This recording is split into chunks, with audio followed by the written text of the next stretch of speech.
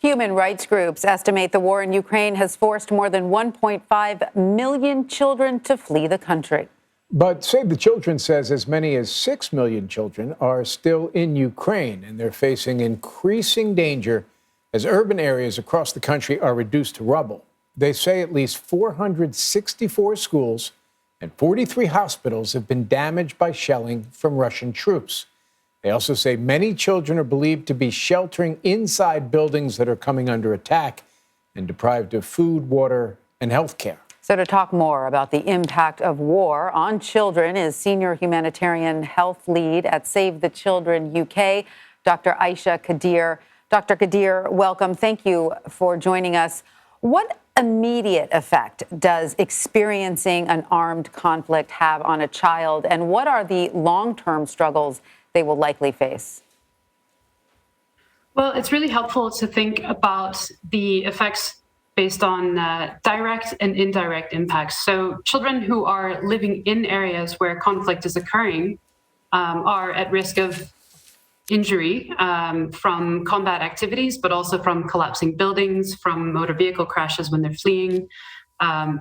They are likely to be displaced, as you just mentioned. 1.5 million children have crossed the borders of Ukraine into surrounding countries. 6 million children within the country are also moving, displaced from their homes. And these have really important impacts on their health and the kinds of access to their basic needs. And then, of course, witnessing multiple forms of violence, not only combat, but also interpersonal violence in the streets, domestic violence. People are under a lot of stress. There are more weapons around, so they're more likely to be seeing them and be seeing people harming each other.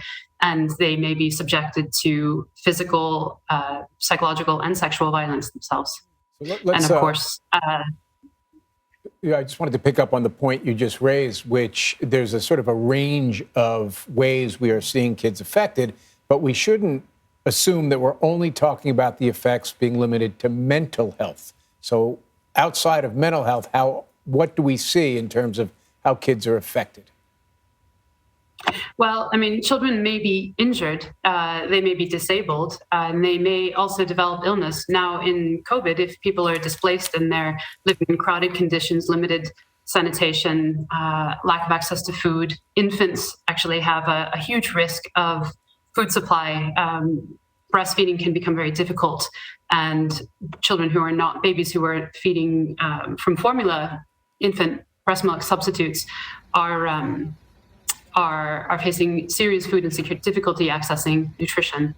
And this has really pervasive impacts on the child's growing body and their health. And then lack of access to care puts them at a significant risk for serious illness and death from that as well. So this is a really important thing to remember. So in terms of picking up on their care, then, what kind of support do these kids need? I imagine not just in Ukraine, but anywhere there's an armed conflict. And how's your organization able to help?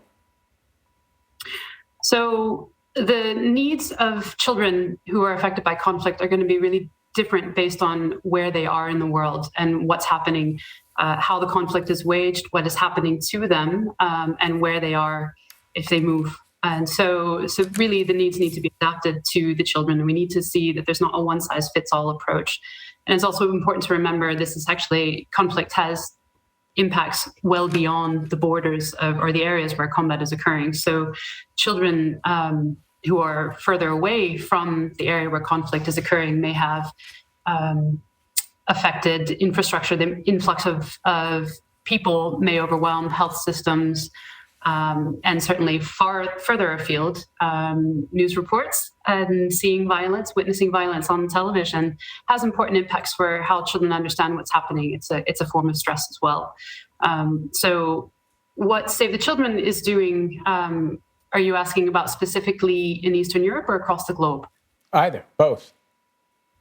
Okay, so globally, so Save the Children works in more than 100 countries, and actually the organization was founded to support the needs of children who are affected by conflict, and since then has grown.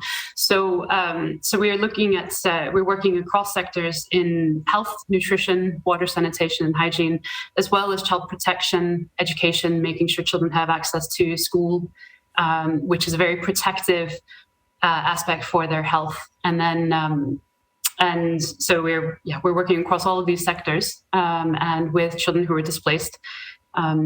And specifically in Ukraine and in the Eastern European region, we are scaling up activities. We've had a presence in Ukraine since 2014, and we're working together with partners to, specifically, we're concerned about unaccompanied and separated children, risk of trafficking, protection risks, and the mental health of caregivers specifically.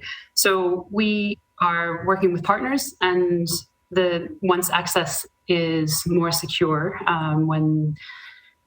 when it's safe and possible to do so, we'll be scaling up activities inside the country, and we're working in the countries surrounding it, also with partners as well. And Dr. Kadir, quickly before we let you go, so many parents here and around the world who have children watching what is happening in Ukraine and other areas that are experiencing war from the outside. They would like some advice on how to approach explaining to their children what's happening. What advice would you have for those parents? So the main thing to remember is that children, they understand a lot about what's happening. They're very aware of what kind of conversations are going on. They're seeing these images, and they have thoughts and feelings about what's happening. It's the same actually for children who are experiencing conflict. They have thoughts about what happens to them. And it's really important to recognize that and recognize they're active participants in their own lives. So for children, for talking to children about conflict and war, it's really important to make the time and listen to what they have to say about it and tailor what you talk about to what the child wants to talk about and validate their feelings and give them a practical way to help or to respond. We have some advice on the Save the Children website, savethechildren.org, which we'd be happy to share with you if that's useful. That is very useful. Dr. Ayesha Kadir, we thank you so much for joining us. We appreciate your insight into this troubling topic. Thank you. Thank you.